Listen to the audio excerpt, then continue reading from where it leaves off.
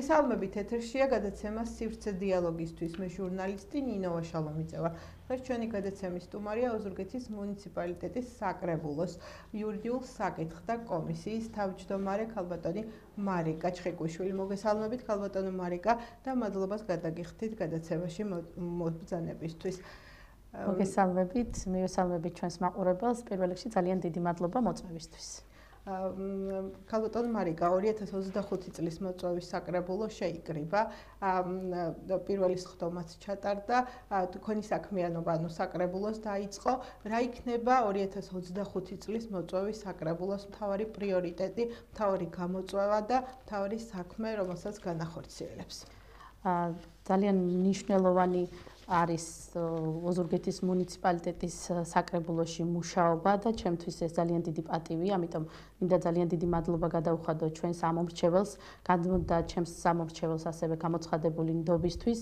ამ ეტაპზე მე უხელმძღვანელებ სამანდატო, საპროცედურო და იურიდიულ კომისიას ოზურგეთის მუნიციპალიტეტის საკრებულოში. ამას მოგვიანებით შევეხებით, უბრალოდ მთლიანად ჯამში რო ვისაუბროთ, რაზე იქნება აქცენტირება გაკეთებული საკრებულოში, რა იქნება თქვენი პრიორიტეტი და თქვენი კოლეგების ამასთან დაკავშირებით იყო შეხვდით ალბათ სხდომის შემდეგ საუბარი უმრავლესობასთან, რაზეა შეთანხმება და რაზე უნდა გაკეთდეს აქცენტი. პირველ რიგში დავიწყებ იქედან, რომ ოზურგეთის და გურიის რეალობაში უპრეცედენტოდ მაღალი შედეგები დაფიქსირდა. ამომრჩეველთა მხარდაჭერა იყო ძალიან მაღალი. მთლიანობაში ქართულმა ოცნებამ აიღო 87% ოზურგეთის მუნიციპალიტეტში, ხოლო მერობის კანდიდატმა ბატონმა ბაატა კუნჭულიამ 93%, რაც დამეთანხმებით, რომ ძალიან მაღალი ნიშნული არის და ეს მხარდაჭერა მოსახლეობისგან კიდევ ერთხელ გვაძლევს ძალიან დიდ ძალას და мотивაციას, რომ უფრო მეტი ვიმუშაოთ, უფრო მეტი გავაკეთოთ ჩვენი ამომრჩევლისთვის. ნამდვილად იყო ასეთი მხარდაჭერა, მაგრამ სამართლიანობა მოითხოვს იმის თქმასაც, რომ ბევრი ოპოზიციური პარტია არ ღებულობდა ამ არჩევნებში მონაწილეობას. თუმცა იმაში გეთანხმებით, რომ პროცენტულად ნამდვილად მიიღეთ. მთავარი აქცენტი აქ იყო ის, რომ ამომრჩეველთა რაოდენობა რაც წინა წლებში ფიქსირდებოდა, ის რაოდენობა და მეტი მოვიდა ქართული ოცნების მხარდასაჭერად. თუმცა რა თქმა უნდა, პოლიტიკური გარემო მათ აძლევდა საშუალებას, რომ ყველა პოლიტიკურ პარტია შეეძლო მიიღოთ მონაწილეობა და ეს მათი უფლება იყო, თუმცა იყო ნამდვილად 7 საარჩევნო გარემო, არჩევითობის შესაძლებლობა, თანასწორობის გარემო, რაც უმნიშვნელოვანესი არის დემოკრატიული პრინციპისთვის. რაზეც მინდა გავამახვილო საქართველოს მასშტაბით ყურადღება, დღესდღეობით ყველა მუნიციპალიტეტში, როგორც მერი, ასევე საკრებულო დაკომპლექტებულია უმრავლესობით და ეს არის ძალიან მნიშვნელოვანი გარემო ჩვენი გუნდისთვის, რომ მთლიანად საქართველოს მასშტაბით წარმოვადგენთ უმრავლესობას და უფრო მეტი ვიმუშაოთ იმისთვის, რომ ჩვენი მოსახლეობის და ჩვენი ამომრჩეველის ნდობა გავამართლოთ. მე ვარ ის ჟურნალისტი, რომელიც მუდმივად აშუქებს საკრებულოს სხდომებს და საკრებულოს მუშაობას.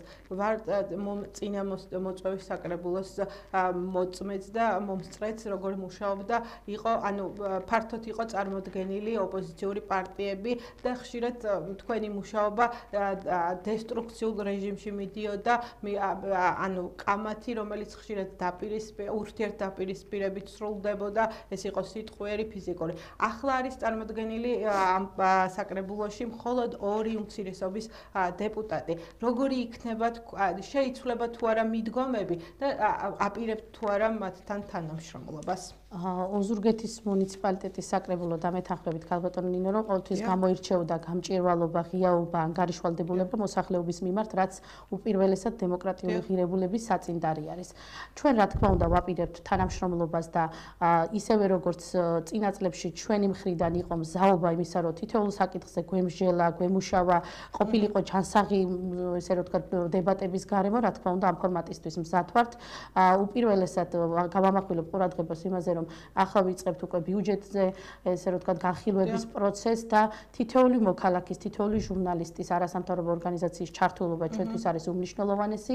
დამეთანხმებით, რომ ოზურგეთის მუნიციპალიტეტის საკრებულო ამ მიმართულებით იყო მოწინავე, როდესაც ეს იყო საკრებულოს სხდომების პირდაპირ ეთერში გადაცემა, პეტიციის რაოდენობები, როგორც საკრებულოში, ასევე რაოდენობების ხმების 0.5%-მდე დაწევა, თან ბევრი მიმართულება, როგორც მერის სხდომების პირდაპირ ეთერში გაშუქება, ჩვენ მაქსიმალურად ვცდილობთ და რა თქმა უნდა ამ განვითარებას გავაგრძელებთ, რომ ყველა სეგმენტი ბრძანეთ იმ სერვისებში, რომელსაც აწვდით მოსახლეობას, აქტიურად იყო ჩართული არასამთავრობო სექტორი. იქნება თუ არა ახლა ამ ეტაპისთვის და ახალი მოწვევის საკრებულო მზად იმისთვის, რომ ითანამშრომლოს არასამთავრობო სექტორთან, მედიასთან, რიგით მოქალაქეებთან და თქვათ იგივე ძალიან დიდი და მნიშვნელოვანი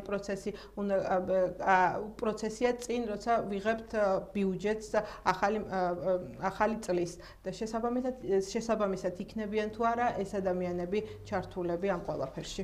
კიდევ ერთხელ განმეორდები, რომ ჩვენი გუნდისთვის რა თქმა უნდა უმნიშვნელოვანესი არის თითოეული ადამიანის ხმა, ბიუჯეტი მორგებული იქნება რა თქმა უნდა მოქალაქეთა საჭიროებებს, ჩვენი კარი რა თქმა უნდა ღია არის ნებისმიერი დაინტერესებული პირისთვის და მზაობას გამოვხატავთ თანამშრომლობას ნებისმიერი სეგმენტისთვის, ვისაც ეს საქმიანობა საინტერესო იქნება და დაინტერესებული არიან იმით, რომ ოზურგეთის მუნიციპალიტეტის საქმიანობა იყოს მათთვისაც ღია, მათთვისაც მიმღებლობა გააჩნდეთ პირიქით, ჩვენთვის უმნიშვნელოვანესი. რა თქმა უნდა, როგორც იყო წინა წლებში, საჯარო განხილვები იქნება მოქალაქეთა ჩართულობა, პირდაპირ ეთერი, თქვენ ახლა ყველაზე მეტად იცით საკრებულოს მუშაობას, ხშირად ესწრებით კომისიის მუშაობას და ჩვენთვის როგორც ქართული ოცნების წარმომადგენლებისთვის უმნიშვნელოვანესი არის ის, რომ ნებისმიერ ფორმატში ჩაერთოს სხვადასხვა სეგმენტის წარმომადგენლები და ბიუჯეტი რა თქმა უნდა მორგებული იქნება ადამიანების საჭიროებებს იმ მნიშვნელოვან მიმართულებებს, რაც დღეს ოზურგეთს აწუხებს და უფრო მეტი განვითარება ოზურგეთს. თქვენ იცით, რომ ძალიან გასული 4 წლის განმავლობაში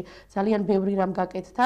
ამ ეტაპზე უკვე დასაგეგმი ბიუჯეტი დაახლოებით 47 მილიონი არის 2026 წლის ბიუჯეტი, 2025 წლის ბიუჯეტი 100 მილიონს გადააჭარბა და ეს უპრეცედენტო ნიშნული არის ოზურგეთის რეალობაში და სწორედ ეს ციფრები მისი მანიშნებელი არის, რომ მეტი განვითარება ოზურგეთს და ის მხარდაჭერა ცენტრალური ხელისუფლების მხრიდან მე მადლობას გადავხდი თქვენი ეთერით პარტია ქართულ ოცნებას, მთავრობას, იმიტომ რომ ძალიან ძლიერი მხარდაჭერას გრძნობთ ყოველთვის ოზურგეთის მუნიციპალიტეტი და ყოველთვის გვიდგანან იმ პრობლემების მიმართ დაფინანსება იქნება, მხარდაჭერა იქნება, კონსულტაცია იქნება და ეს არის ჯაჭვური რგოლი სახელმწიფოს მუშაობა ეფექტიანად, რომ ჩვენ უფრო მეტი განვითარება მოუტანოთ ჩვენს ოზურგეთს. საინტერესოა როგორ იქნება თქვენი თანამშრომლობა გულისხმობს საკრებულოს და რა პერსონას მერიასთან, ხართ თუ არა საქმის კურსში, მიდის თუ არა დაგეგმა ბიუჯეტის მომავალი წლის და რამდენად კონსტრუქციული იქნება თქვენი თანამშრომლობა საკრებულოსი მერიასთან, ანუ აღმასრულებელ რგოლთან.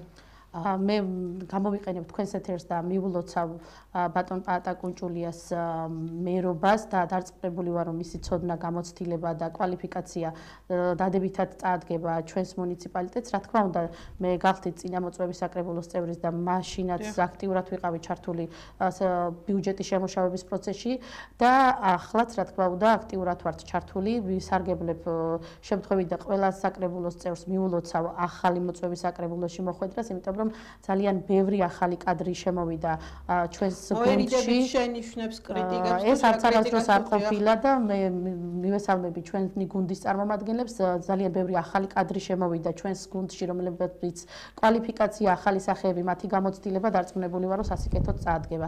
ჩვენი ყოველთვის არის შენიშვნები, ბიუჯეტის შემოსვლა, იქ შენიშვნების აღწერა, ეს რა თქმა უნდა მუშა პროცესი არის და მერიაც და საკრებულოც რა თქმა უნდა მზაობას გამოხატავს თანამშრომლობისთვის და იმისთვის, რომ დამერწმუნეთ, რომ თითოეული მოქალაქის ინტერესი, თითოეული სოფლის პრობლემა იყოს, ესე რომ ვთქვათ, აღნიშნული და გადაწყვეტილი ამ ბიუჯეტის ფორმატში. აი უკვე მესამე ბრძანეთ, რომ მესამე მოწვევის საკრებულოს წევრი ხართ. წინა მოწვევის საკრებულოში ბრძანდებოდით უმრავლესობის ლიდერი. ახლა თქვენი მიმართულება საქმიანობის არეალი ცოტა შეიცვალა, ხართ კომისიის თავმჯდომარე. ეს პირადად თქვენი გადაწყვეტილება იყო თუ გუნდის ერთობლივი გადაწყვეტილება, რომ გამხდარიყავით იურიდიულ საკითხთა კომისიის თავმჯდომარე და არა ყოფილიყავით უმრავლესობის ლიდერი.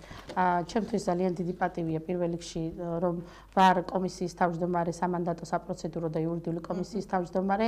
ეს არის ახალი გამოწვევა ჩემთვის და ძალიან მნიშვნელოვანი სფერო, რომელსაც ვხელმძღვანელებ.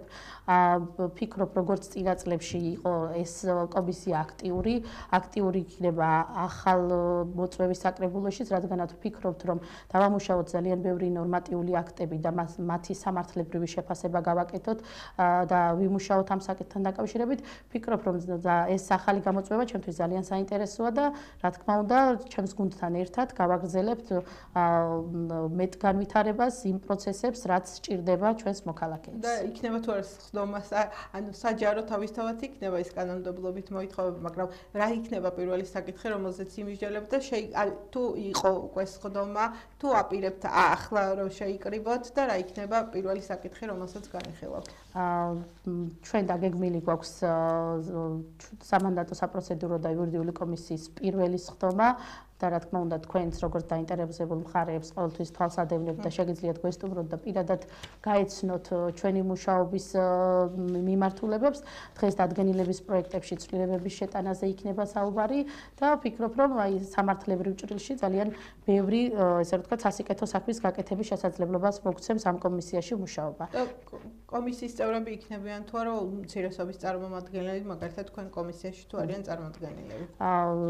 რა თქმა უნდა, ჩვენს კომისიაში არის წარმოდგენილი გახარია საქართველოსთვის წარმომადგენელი გიორგი სირაძე, რა თქმა უნდა, მათი აზრი, მათი პოზიციაც ყოველთვის წინა წლებშიც და ახლაც დამერწმუნეთ, რომ ნამდვილად არის გასათვალისწინებელი და ყოველთვის ვცდილობთ, რომ მათი ჩართულობაც აქტიური იყოს ნებისმიერი მუშაობის ფორმატში. თქვენ ხართ თანამდებობის პირი საკრებულოში ამჯერად, მაგრამ ხართ ასევე მაჟორიტარი დუაბზუს თემში. შესაბამისად, სამართლიანობა მოითხოვს, რომ ითქვას, რომ ძალიან აქტიური დეპუტატი ბრძანდებით, რა იყო ამ არჩევნების წინ დაკვეთა მოსახლეობის მხრიდან, რას ითხოვდნენ და რა პრიორიტეტები დარჩათ განსახორციელებელი დუაბზუსში, რომელსაც მოსახლეობა ითხოვს და რა პრობლემები. მივესალმები კიდევ ერთხელ ჩემს დუაბზუს. გულწრფელად გეტყვით, რომ ძალიან მიყვარს ჩემი სოფელი და დიდი მადლობა მათ გამოცხადებული ნდობისთვის.